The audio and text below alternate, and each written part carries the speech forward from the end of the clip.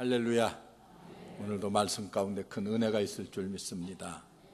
여러분들이 사도행전을 지금 읽어가고 있는데, 사도행전을 읽기 전에는 언제나 머리에 염두에 두고 읽어야 될 것이 있습니다. 성령의 충만함입니다.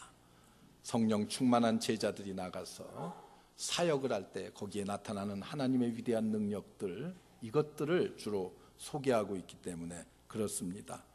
오늘은 특별히 스승의 주일을 맞이하면서 마치 스승과 제자 같고 또한 동역자인 바나바와 그리고 사울의, 사도 바울에 관한 말씀을 여러분들에게 드리면서 은혜를 나누려고 합니다. 특별히 사도행전의 숨겨진 인물, 주인공과 같은 바나바의 말씀을 좀 드리려고 합니다. 다시 한번 25절의 말씀을 여러분들이 보시기 바랍니다. 바나바가 사울을 찾아가 다소에 가서 만남에 안디옥으로 데려왔다, 이렇게 말씀하고 있습니다. 우리가 몇 가지로 생각해 볼 수가 있습니다.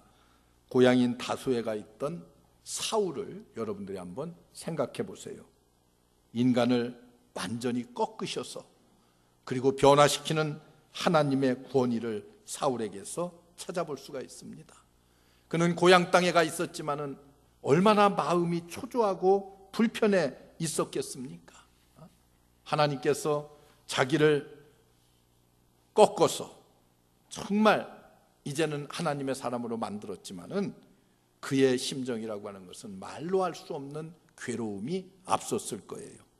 사람으로부터 거부당하고 그리고 하나님께로부터 거부당하는 것 같은 느낌을 바로 사울이 받았을 줄로 압니다.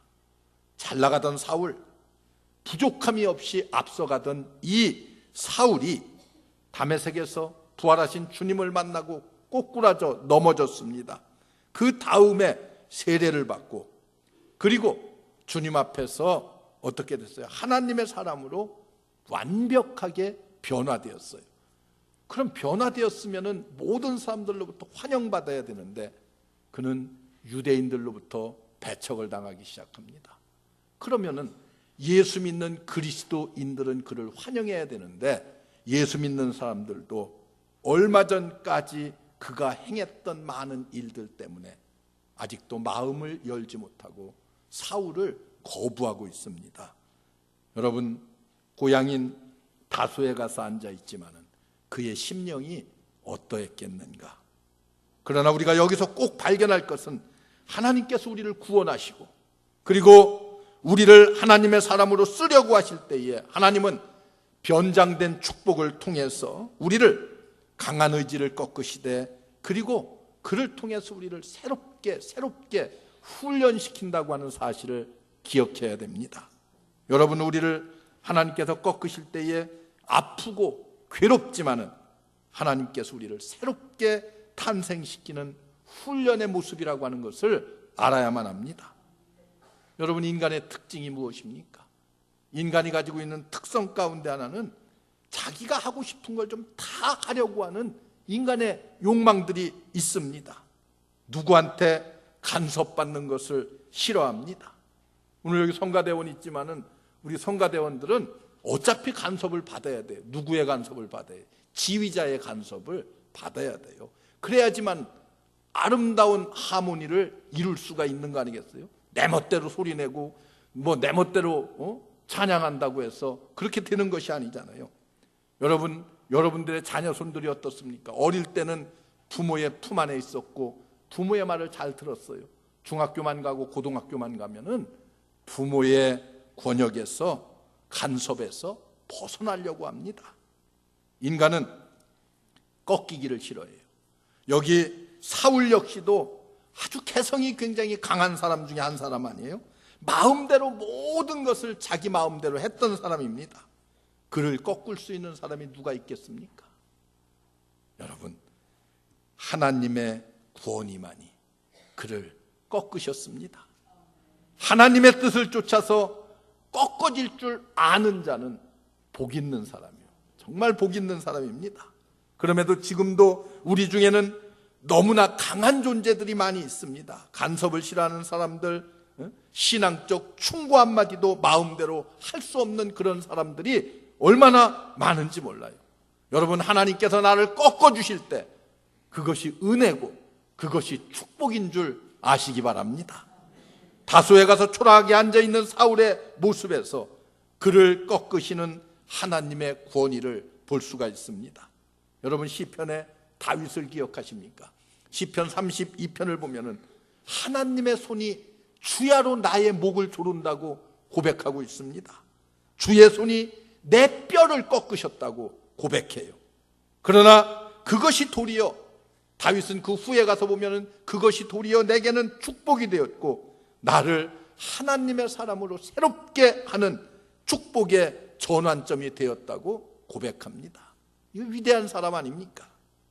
제가 옛날에 샌프란시스코 밑에 산호세라고 하는 곳이 있는데, 이 산호세에 중앙교회가 있어요. 그게 집회를 2번 갔어요. 하루는 어느 집사님이 제게 식사 대접을 한다고 나갔습니다. 갔더니 가족이 다 왔어요. 본인과 부인, 아들 3, 며느리 3, 그리고 손자, 손녀들 다 나왔어요. 그런데 큰 며느리가 안고 있는 아기가 내성마비 환자예요. 밥도 제대로 먹을 수가 없고 혼자서는 앉아 있을 수도 없고 이런 내성마비 환자입니다. 그 이제 할아버지 된 분이 저한테 그런 얘기를 해요. 목사님, 이 아이가 처음 태어나서 내성마비 판정을 받았을 때에 얼마나 낙심했는지 모른다는 거예요. 절망 가운데서 하나님께서 내가 왜 신앙생활을 이렇게 열심히 했는데 하나님, 우리 가정에 왜 이런 저주와 같은 일을 우리에게 주시나이까 하면서 원망스럽고 좌절스럽고 거부감을 느끼고 그렇게 했다는 거예요. 그런데 얼마 시간이 지나면서 우리 가족은 저 아이 때문에 정말 놀라운 축복을 받았습니다. 그래서 오늘 목사님 앞에 이 아이를 데리고 왔습니다. 그러니까 남들 같으면 숨겨두기 급급할 텐데 그 아이를 데리고 왔어요. 그리고서 그는 정말 제 아들들, 제가 봐도 자랑스러운 3 아들들, 자존심 강하고 부족함이 없는 이 아들들을 하나님께서 이 아이를 통해서 꺾으셨습니다. 그런 고백을 하는 거예요. 무릎을 꿇고 하나님 앞에 회개하게 만들고 구원받게 하셨다는 거예요. 그 3 아들, 하나는 스탠포드 대학을 졸업했고 하나는 UC 버클리를 졸업했어요. 그리고 의사고 하나는 교수고 하나는 실리콘밸리의 공학 박사로 아주 좋은 직장에서 근무하고 있는 그런 사람들이었어요. 누가 봐도 훌륭한 가정이죠. 누가 봐도 정말 부러울 것이 없는 그런 가정이요. 그렇게 콧대 놓고 자존심 강했던 자기 아들들이 저 아이로 인해서 엎드러지게 하시고 주님 앞에 가서 기도하게 하시고, 그리고 여태까지 누리지 못했던 자유, 기쁨, 감격을 이 아이로 말미암아 누리게 만드셨습니다. 그런 간증을 해요. 그래서 요즘은 이 아이를 보면서 고생은 내가 하고 있는데 우리 가족은 평화를 누린다고 이렇게 고백하더라고요. 여러분, 온 가족이 하나님께 감사하면서 우리 가정의 가장 큰 복덩어리는 이 아이입니다라고 간증하는 것을 들었습니다. 제가 얼마나 은혜를 받았는지 몰라요. 거부당하는 큰 아픔과 고통이 있을 때에 버림받았다고 생각하는 것이 아니라 그 안에서 오히려 우리를 꺾으시는, 우리를 훈련시키시는 하나님의 손길을 우리가 볼 수 있어야 됩니다. 여러분, 그런 것을 하나님의 축복으로 깨닫게 될 때에 성숙한 신앙으로 우리의 신앙이 한 걸음 더 업그레이드 될 수 있으리라고 믿습니다. 또 한 가지는 인간을 자유케 하시려는 하나님의 훈련입니다. 하나님의 손에 꺾여 다소로 가 있던 사울에게 누가 찾아갑니까? 거기에 보면은 바나바가 찾아갔습니다. 바나바는 사울과는 굉장히 둘이 대조적인 인물입니다. 바나바는 구레네라고 하는 섬 출신의 사람이요. 쉽게 얘기하면은 촌놈입니다. 촌놈. 아주 촌에서 이렇게 자라난 사람이요. 그런데 사울은 어때요? 그 당시 최고의 학문의 꽃을 피웠던 다소 출신입니다. 그리고 그는 로마의 최고의 학문을 자랑하는 가말리엘의 문화에서 공부를 했습니다. 그리고 그 당시 종교의 꽃을 피웠던 예루살렘에서 활동하고 있었습니다. 그런데 이것은 외적인 문제이고 아주 극적인 대조적인 모습을 사울과 바나바가 보여주고 있습니다. 사울은 주로 그 좋은 머리 가지고, 그 좋은 재주 가지고, 그 좋은 학문 가지고 하는 일이 뭐였습니까? 사람을 잡아오는 일, 사람에게 괴로움을 주는 일, 사람을 죽이는 일. 이걸 사울이 했어요. 그런데 바나바는 주로 어떤 일을 했습니까? 그의 풍성한 인격을 가지고 사람을 찾아다니면서 사람을 구원하는 일을 했습니다. 이것은 결국 보면은 사울은 사람을 죽이는 일을 했고 바나바는 사람을 살리는 일을 했습니다. 그런데 사람은 보통 이렇게 대조적인 인물을 만나게 되면은 도대체 저 사람 어디에서부터 저런 힘이, 능력이 나오는 것인가? 이 바나바는 도대체 어디로부터 이런 힘이 나오는 것일까? 물론 9절에 보면은 그는 성품이 착하고 그는 믿음이 충만했고 그는 성령에 충만한 사람이라고 소개하고 있습니다. 가장 중요한 것은 바나바가 예수 그리스도 안에서 누리는 자유가 있었다는 것입니다. 하나님은 인간을 거부하시기만 하는 것이 아니라 꺾어 주저앉게 하신 인간에게 그 다음에는 날개를 달아서 전에 모르던 하나님께 주시는 자유와 축복을 그리스도 안에서 누리게 하십니다. 여러분, 오늘 말씀을 통해서 바나바가 사울에게 보여준 몇 가지 그리스도인의 진정한 자유가 무엇인가를 여러분들과 함께 나누며 은혜를 나누려고 합니다. 그 첫째는 잘못된 과거에서 빨리 자유로워져야 됩니다. 여러분, 자유 중에 가장 위대한 자유는 무엇이냐? 과거로부터의 자유입니다. 여러분, 여기 나오는 바나바가 처음에 나오는 그런 인물이 아니에요. 바나바는 이미 예루살렘 교회에 성령의 강한 역사가 일어날 때 이 바나바는 모든 재물을 팔아서 하나님 앞에 헌신하는, 그래서 앞장서서 모든 사람에게 모범을 보였던 인물 가운데 하나입니다. 그렇게 열심히 썼던 이 바나바를 사울이 믿는 사람을 핍박하고 다닐 때에 이 바나바가 어떠했겠어요? 바나바도 똑같은 피해자입니다. 사울에게 당한 피해자. 이 사울도, 이 바나바도 사울로 인해서 많은 고통을 받았을 거예요. 괴로움도 많이 겪고, 어떤 의미에서 보면은 저 사울 생각만 해도 지긋지긋한 존재가 아니겠습니까? 그런데 하나님 무서운 줄 모르고 그렇게 날뛰던 사울, 아마도 불편한 감정, 미운 감정, 그것이 왜 바나바에게 없었겠습니까? 그러나 그 과거는 어디로 갔는지 성경은 긴 설명을 전혀 붙이지 않습니다. 25절에 보면은 바나바가 사울을 찾으러 다소에 가서, 다른 어떤 수식어도 붙이지 않았지만은 이 가운데서 우리는 과거에 대한 자유로운 바나바를 여러분들이 볼 수가 있습니다. 그의 인물 때문에 과거에 대해 묶여있지 않겠다는, 하나님께서 나를 구원하시고 나에게 새로운 은혜를 주셔서 나를 괴롭히던 저 사울이라는 존재도 하나님을 만나고 부활하신 주님을 만나고 그를 구원하시는 하나님의 역사를 바나바가 보았습니다. 어제의 사울이 아닙니다. 어제의 아픔과 고통을 받고 있는 사울이 아니라 오늘의 사울, 하나님의 은혜로 말미암아서 새롭게 하신 이 사울을 찾아가는 바나바의 발걸음은 여러분, 과거로부터 완전히 자유로운 발걸음입니다. 많은 사람들이 지나간 일들에게 묶여서 탄식하고 눈물 흘리고 용서하지 못하는 그런 속박에 매여 사는 사람들이 얼마나 많은지 몰라요. 과거에 발목 잡혀 사는 사람들이 이 땅에 얼마나 많은지 몰라요. 우리 그리스도인들도 마찬가지입니다. 과거에 있었던 일, 나는 도저히 그 사람을 용서할 수 없고 내 눈에 정말 흙이 들어가기 전에는 내가 그놈 어떻게 되나 좀 그 꼴을 좀 봐야 되겠다, 이렇게 마음에 다지고 또 다지고 사는 사람들이 이 땅에 얼마나 많이 있습니까? 과거에 묶여서 그렇게 살아갑니다. 성도와 성도 간에도 그런 사람들이 없지 않아 있어요. 과거에 묶여 살면은 우리는 고통 속에서 일평생을 살 수밖에 없습니다.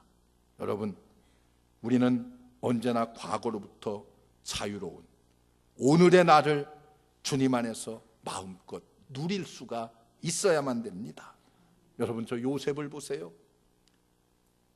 20여 년 전 자기가 어릴 때에 형들이 자기를 죽이려고 하고 그리고 애굽의 노예로 팔아버렸습니다. 20여 년이 지난 지금의 현상은 어땠어요? 형들이 자기 앞에 와서 무릎을 꿇는 이런 모습이 전혀 뒤바뀐 모습이 되었습니다. 그러나 그는 과거로부터 완전히 자유했습니다. 하나님께서 주신 은혜를 발견하면서 그는 형들에게 이렇게 말합니다.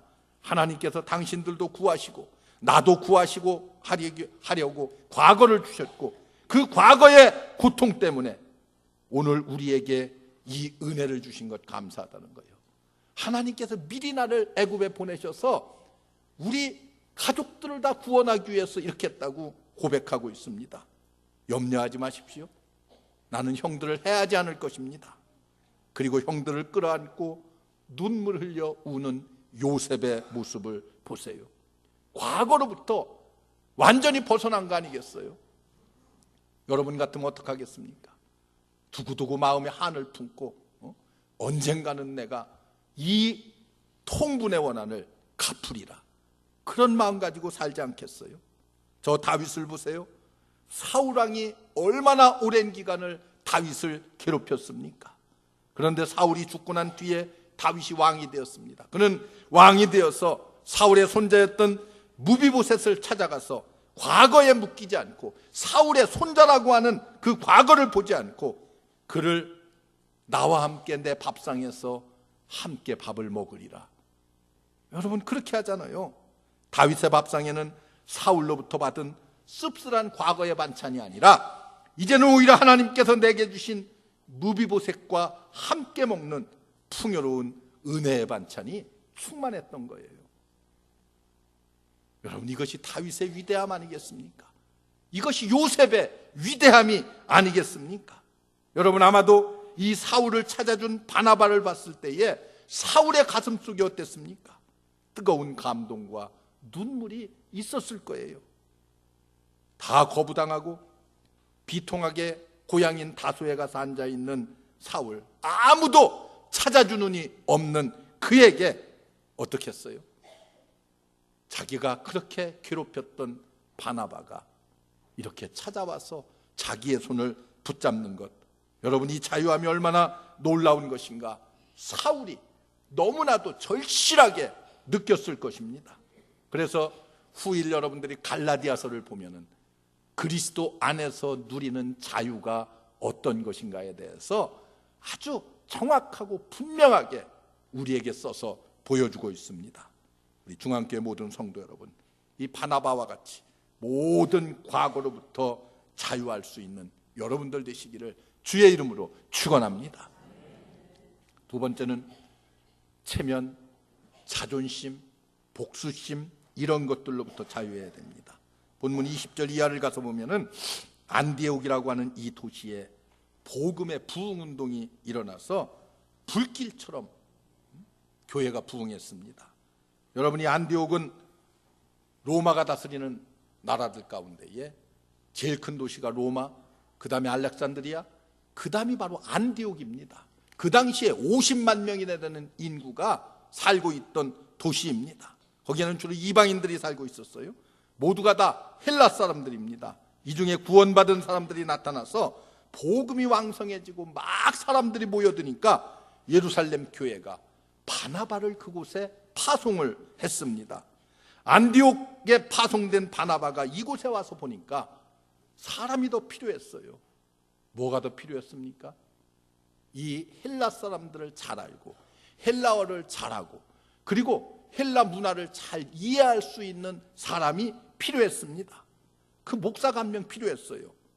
히랍의 문화를 잘 이해할 수 있는 사람. 히랍을, 이 안디옥을 선교의 전진기지로 만들기 위해서 꼭 필요한 인물. 그때 바나바의 머릿속에 누가 떠올랐습니까? 체면이나 자존심 그런 것 다 벗어 던지고 하나님의 사역, 복음 사역에 누가 필요한가? 그래서 그가 찾아간 것이 바로 다소에 있는 사울이었습니다. 왜 그랬습니까? 그는 히브리인이면서도 유대인이면서도 헬라어에 능통했습니다. 헬라 문화권에서 생활하고 자랐고 공부를 했습니다. 히랍적 배경을 다 갖춘 사람이요. 안디옥에는 반드시 저 사울과 같은 인물이 있어야 되겠다. 학문으로 보나 무엇으로 보나 여기 이방인들에게는 얼마나 대단한 존재입니까, 사울이. 바나바에게 별로 배운 것도 없는 바나바에게는 사울을 데려다 같이 사역한다고 하는 것이 힘에 버거울지 모르겠어요. 자존심 상할 일도 많이 생길런지 모르겠어요. 그런데 여러분, 사람을 쓸 때에 자기보다 못한 사람을 쓰는 사람은 인물이 되지 못해요. 스승이 제자가 더 잘 되는 것을 시기하고 질투한다고 하면 그게 무슨 스승이겠습니까? 여러분, 정말 명성이 깎일 일도 있을지 모르겠어요. 그 눈에 가시와 같은 일들이 벌어질 수도 있습니다. 그러나 바나바는 자기 혼자도 물론 안디옥 교회를 이끌어갈 수 있어요. 그럼에도 사울을 왜 데려옵니까? 보통 사람 같으면 생각지 않았을 거예요. 그런데 바나바는 하나님의 사역과 하나님의 뜻을 이루기 위해서는 이런 것들로부터 다 해방돼서 사울을 찾아가서 안디옥에 데리고 옵니다. 그리고 그와 함께 안디옥에서 1년여 동안 사역을 합니다.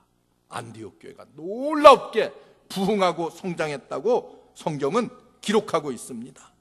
여러분, 초대교회는 사울, 바나바와 같은 인물이 필요합니다. 바나바는 사실 사울을 만들어내는 스승 같은 인물입니다.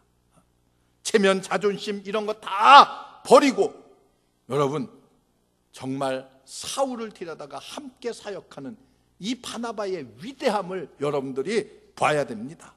간절히 바라옵기는 신앙생활하는 데 있어서 체면, 자존심, 복수심, 여러분 이런 거 빨리 버려야 됩니다. 그런 것이 내 마음에 자리 잡고 있으면 우리의 신앙은 결코 성장할 수가 없습니다. 인간은 신앙생활과 체면 지키는 일을 언제나 같이 해요. 이렇게 하나는 버려야 되는데 이걸 늘 같이 해요. 신앙생활 잘하는 것 같은데 교회 안에서도 자기 체면은 다 지키고 자기 자존심은 다 지키려고 그렇게 생각하는 사람들이 있어요. 내가 늘 말하지요.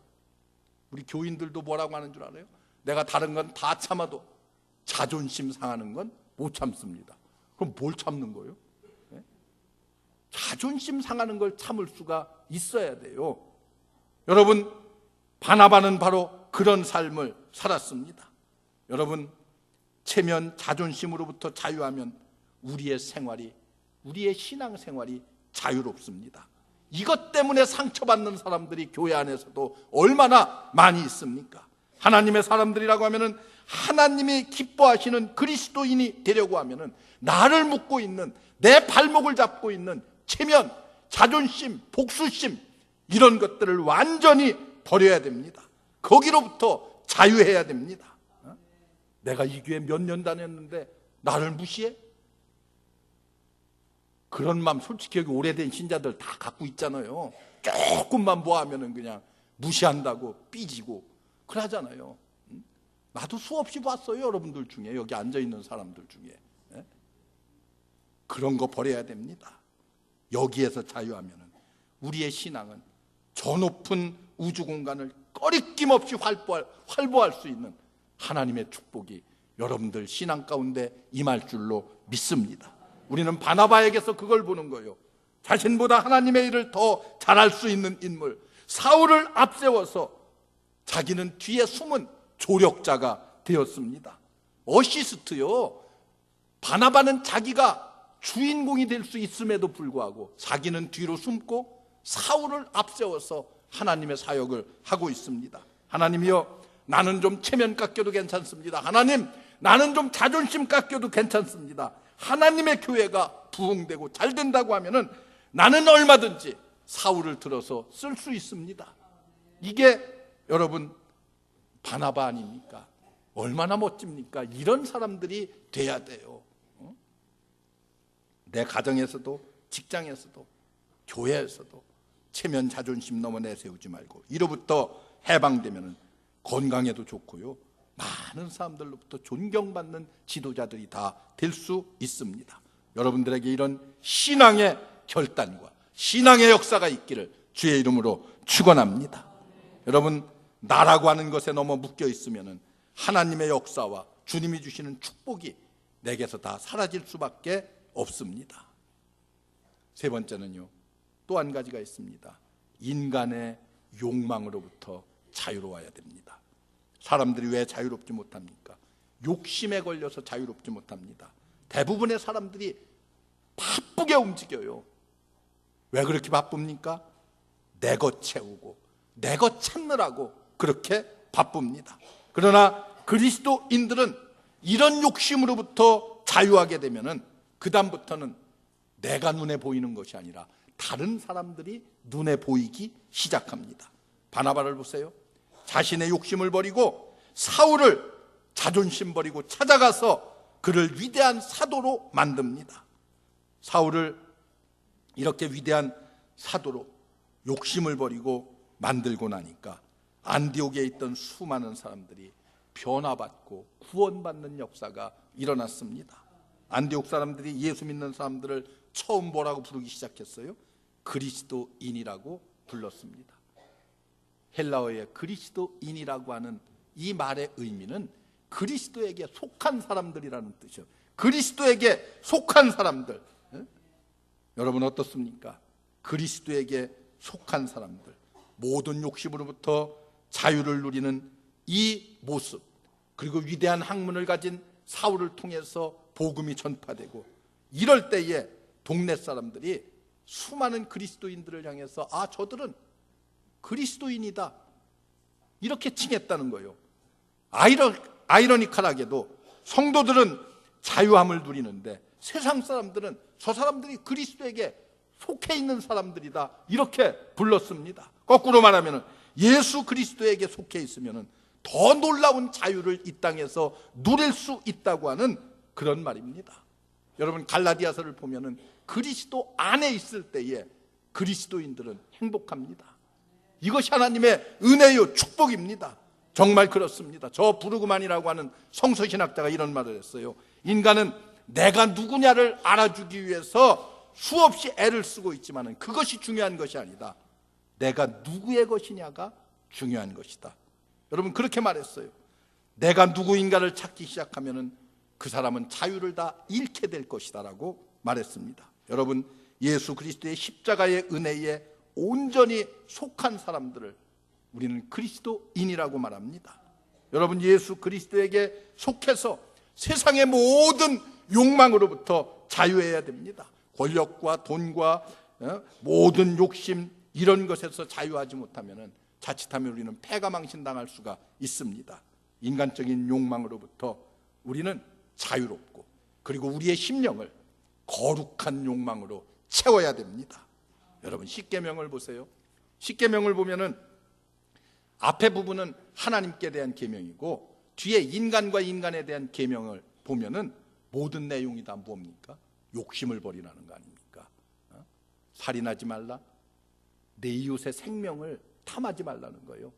간음하지 말라, 내 이웃의 여인을 탐하지 말라는 거예요. 도적질하지 말라, 내 이웃의 물건을 탐하지 말라는 거예요. 거짓 증거하지 말라, 내 이웃의 명예를 탐하지 말라는 거예요. 다 하나님께서 우리에게 주신 계명의 내용은 다 욕심을 버리라는 것입니다. 여러분 어떻습니까? 우리가 예수 그리스도에게 속해 있으면 가난한 자 같으나 사실은 부유한 자입니다. 우리가 아무것도 없는 자 같으나 사실은 우리가 모든 것을 가진 자로다. 고린도전서 6장에 사도 바울의 이런 위대한 고백이 여러분들의 고백이 돼야 됩니다. 여러분 이 위대한 자유의 축복이 여러분과 함께 하시기를 주의 이름으로 축원합니다. 너무 욕심내지 마세요. 잘못 욕심내다가는 가진 것까지도 다 잃어버립니다. 돈은 기술로 버는 거예요. 돈 버는 것은 기술로 벌어요. 돈을 쓰는 건 뭐예요? 예술입니다, 여러분. 예? 어떤 게 더 위대합니까? 기술이 위대합니까? 예술이 위대합니까? 여러분, 우리에게 주신 이 그리스도의 위대한 사랑과 풍성한 은혜 앞에 우리가 완전히 속해 있기만 하면은, 그리스도인이 되기만 하면은 우리는 다 자유하게 될 줄로 믿습니다. 욕심으로부터 자유하고 체면과 자존심으로부터 자유하고 과거로부터 자유할 수가 있습니다. 지금 거부당하고 낙심 중에 앉아있는 분들 계실지 모르겠어요. 그러나 여러분, 우리를 더 위대하게 베풀어 주시는 하나님의 축복의 손길을 여러분들이 보시기 바랍니다.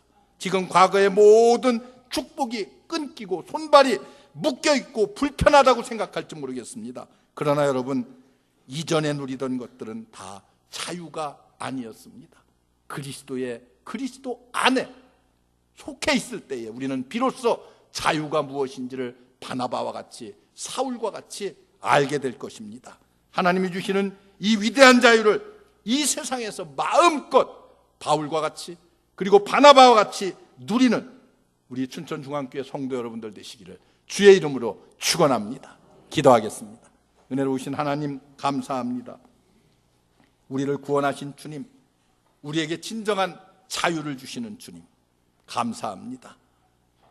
욕심으로부터, 체면과 자존심으로부터, 과거로부터 자유하게 하시고 우리의 신앙이 하나님이 주시는 축복 가운데 부족함 없게 하옵소서. 예수님의 이름으로 기도하옵나이다. 아멘.